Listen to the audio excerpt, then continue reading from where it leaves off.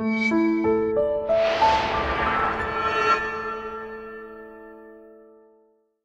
everyone, I'm Captain Logan, and it has been a while since I've been on camera solo like this. I wanted to give you an update on my DVD and superhero movie collection. I'm going to show you all the stuff that I bought in the last couple of months. It's been since, I think, November since I did the first and last one of these. I want to thank everybody for all of your support and interest in these updates. I've decided to go ahead and keep doing them because there was a lot of interest in that last video. So whenever I've amassed a decent enough stack, I'll go ahead and come on camera and just show you all the stuff I bought. These are not reviews, so I have not necessarily watched any of these things.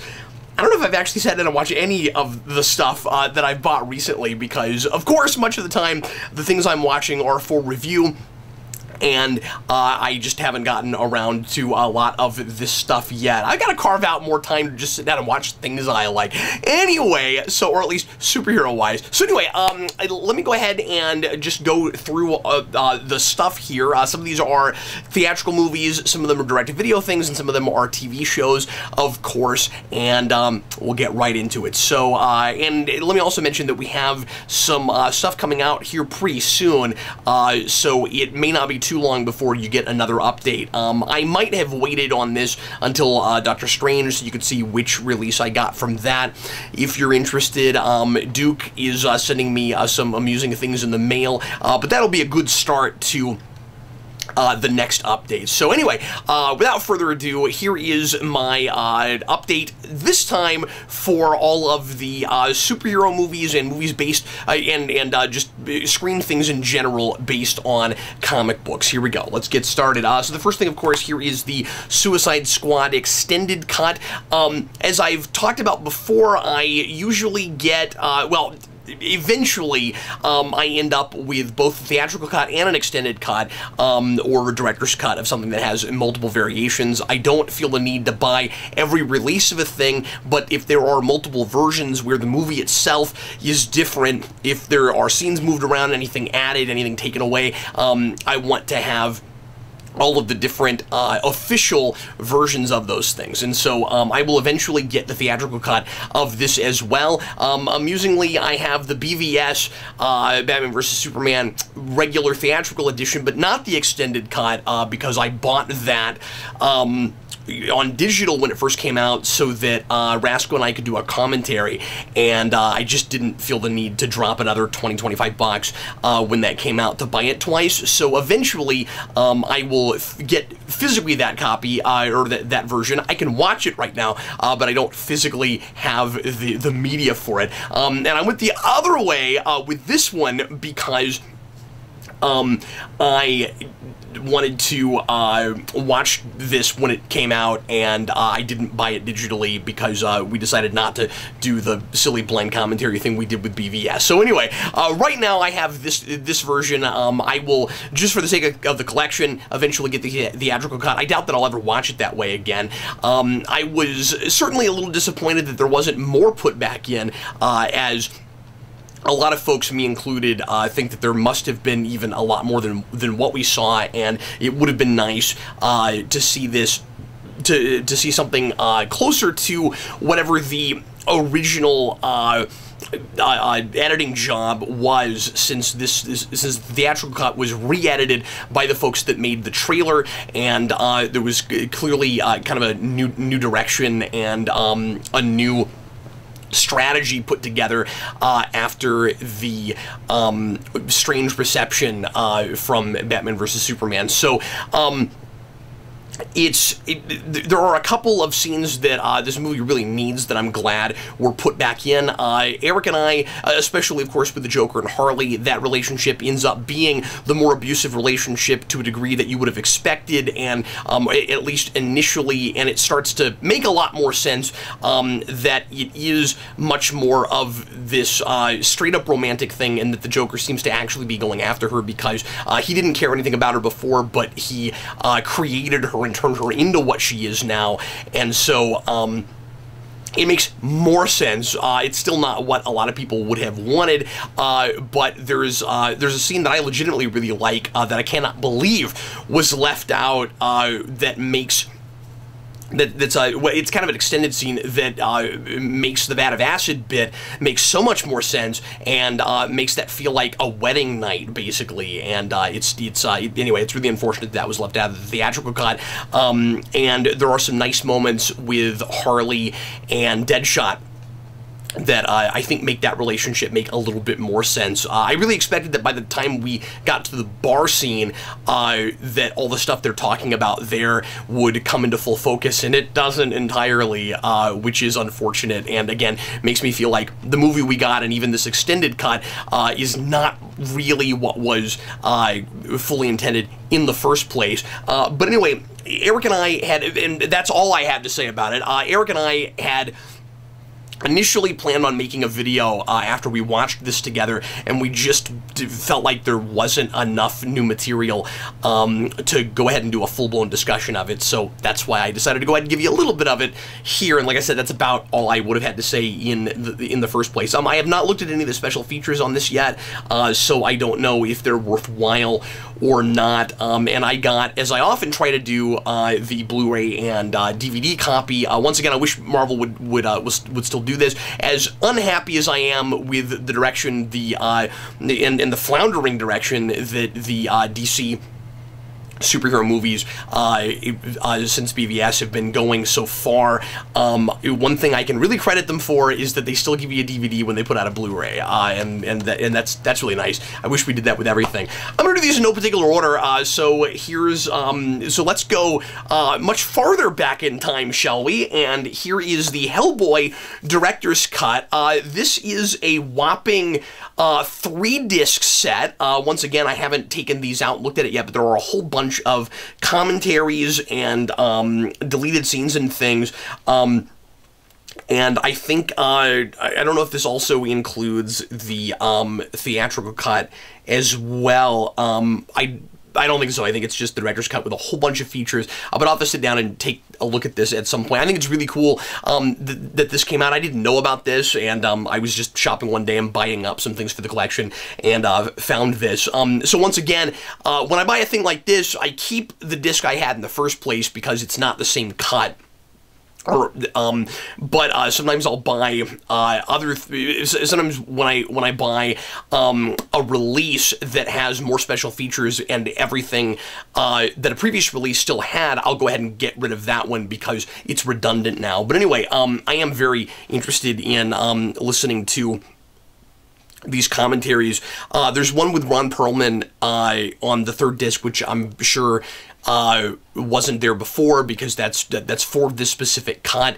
And there's one, I guess there's a whole cast commentary, so it's Ron Perlman, Selma Blair, Jeffrey Tambor, and Rupert Evans. That's really cool. And on the 1st disc, there's one by Del Toro also. So anyway, that's really super cool. I also got the extended cut for Fantastic Four, which I have seen. I borrowed Vince's copy when I did the rewind all those years ago, and there's a little bit of discussion about some of the stuff that's added, so that is effectively a review of this cut, but I didn't have a copy, so I have that now, and once again, that won't replace the theatrical cut, because it is a different cut. And then here is the Rise of the Silver Surfer Power Cosmic Edition, which is not an extended cut. It just has more special features. I think there are some extended and deleted scenes that I've never taken a look at, so I'll have to do that. There's a making of documentary I've never watched, so I'll have to take a look at those.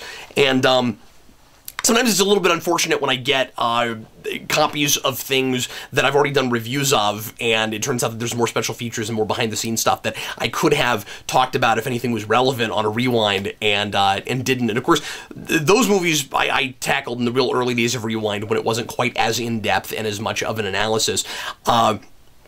I think when I did Rise of the Silver Surfer, I was on my way to something closer to the format of what it is now. Those are movies that I probably wouldn't go back to and re-review, but there are some things a little earlier than that I'm seriously considering doing at some point, and for movies I think that I do have more features for. So Hellboy is a thing I could kind of see maybe going back and revisiting, since I've seen the sequel now, and I know more about that now than I did when I reviewed it, because I had never even sat through the whole thing when I first did that. Okay, so here's some direct-to-video Marvel animated stuff. Thor: Tales of Asgard, just things I didn't have. I don't know anything about this. The front of the box: before the hammer came the sword. Yeah, unless you're Jason Aaron, in which case it was an axe. Let's see, bonus features on this. When did this come out? 2009. Wow, I didn't realize this was quite that old.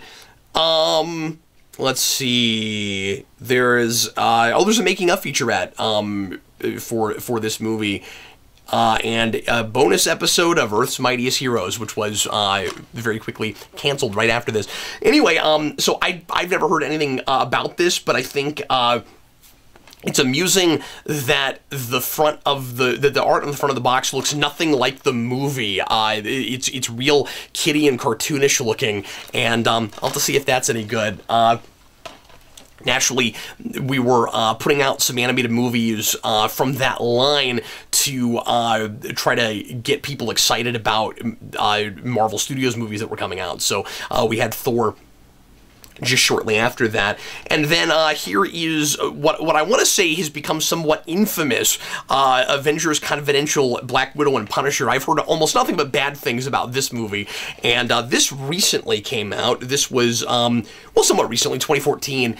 Wow, time, I don't know where all the time has gone. This is already 2.5, 3 years old.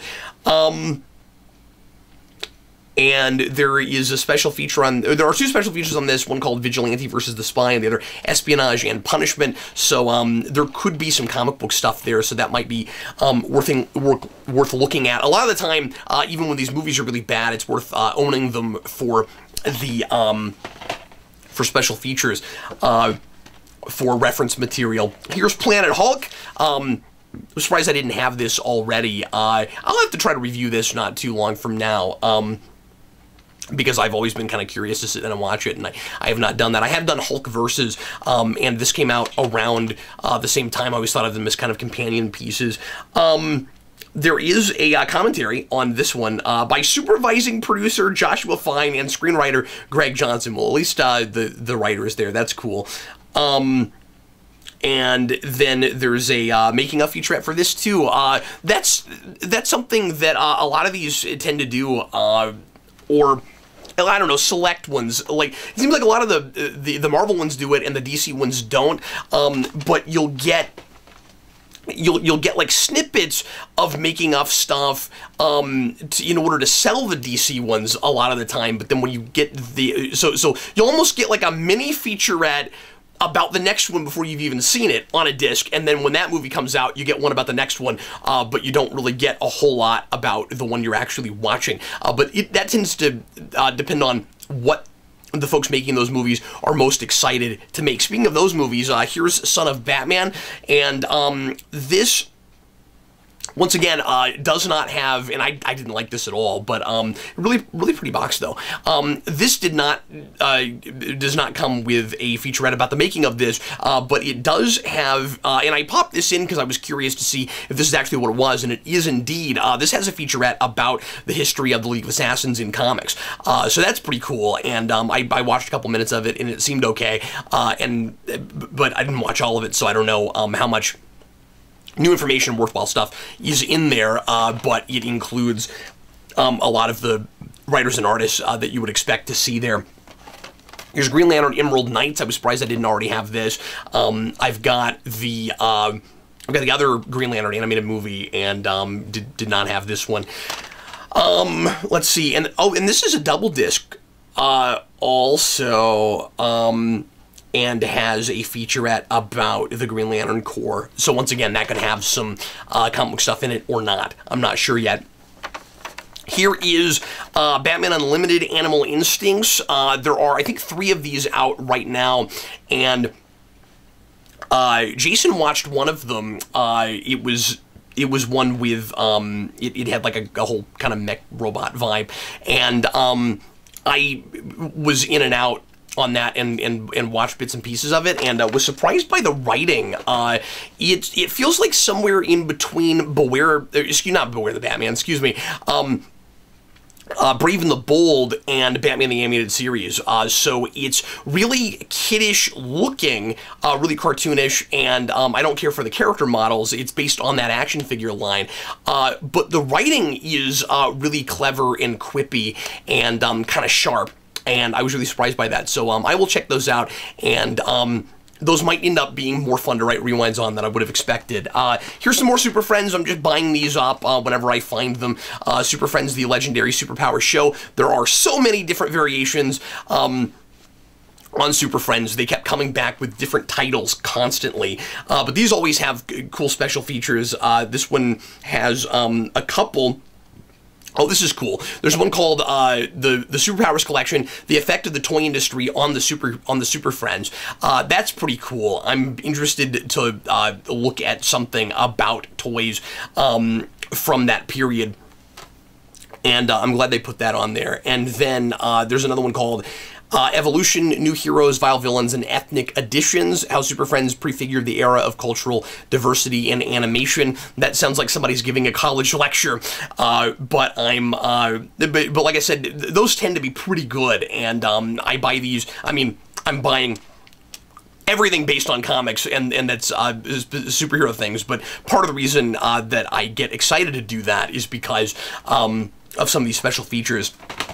And it gives you a reference you couldn't get anywhere else. The last couple of things I've got here, here is Disney's Super Buddies. Yeah, see, it's dogs wearing superhero costumes, so I must own it. I made a joke about this way back when I did the Underdog review, where I was like, I draw the line at Super Buddies, and then I was like, I guess I'm gonna have to review that anyway, because it is technically a superhero movie. So this is not on my short list or anything, but here it is, and I have no idea what this is going to be like. I have to assume that I will go kicking and screaming all the way through this, but I've got it. Here it is. I paid money for that. I pulled my credit card out of my wallet and swiped it and got that. I had been waiting on these to go down a little bit in price, and indeed I found them cheaper. Here is all 4 of the Marvel animes, and I've heard different things from different people about these. Eric says that some of them are kind of fun, but that they tend to be pretty slow. I'm most interested in the Blade one, just because I thought that was such a cool and strange choice, and it makes a lot of sense with its roots and thinking about a lot of vampire animes and things. That's one of the things that they would try to adapt. But anyway, so I found this at Walmart quite a while back for $25, which isn't bad, but I thought I might be able to find it cheaper later on, and then finally at a vintage stock, it was as low as 12, and I was like, okay, I'll go ahead and finally yank that up, and I may throw the Blade one in at some point soon, just because I'm super curious about that. And then the last thing, my voice is barely holding out. The last thing I want to mention is I got all of Beware the Batman, which I'm super excited about. I've never watched past the pilot. I'm finally going to do that. I think Steve Baxi still calls this the best of all of the Batman shows, and I'm very curious to see why he's saying that. I like the pilot a lot, but didn't get around to watching the rest of it. Really unfortunate it only got 1 season. I'm glad it got as many episodes as it did. I think it's a full 26. Yeah, 13 and 13. So, anyway, that is going to be it for me today. There's the update. There's all the stuff I've bought since the last one of these, and whenever I get another good stack of 15 or 20, I will do another of these videos for you and let you know what I have amassed. Thanks a lot for watching. Sure appreciate it. Lots more videos coming this week, including a superhero rewind on the on the Lego Batman video game adaptation movie. It's kind of an adaptation. It's mostly the cutscenes from that game with other scenes put in to make it so that it can be a full movie. So I'm working on that right now. It's written and audio recorded. I've just got to edit it. And then we've got a couple of other things in the can right now. I've got a I've got a comic vault coming. on the first Star Trek Green Lantern crossover. Got a new Trek NATO coming, so lots of things in the can for you. And also want to mention, in case you're not aware or you're curious to know what we do with this, Geekvolution does have a Patreon, and for just a couple bucks a month, you can talk with me monthly. We do a really fun hangout every month on that, and with Patreon, and we there's just an hour chatting with me about whatever you want to chat about. We also, oh my goodness, my voice. We also there have extra content, like pre-show material and things like that, and you can watch a lot of our videos 24 to 36 hours earlier than they post, except for timely stuff. So anyway, just in case you're curious or interested in that, there it is. Thanks always for watching. Sure appreciate it. I am Captain Logan, and I will see you again with lots more videos here on Geekvolution this week.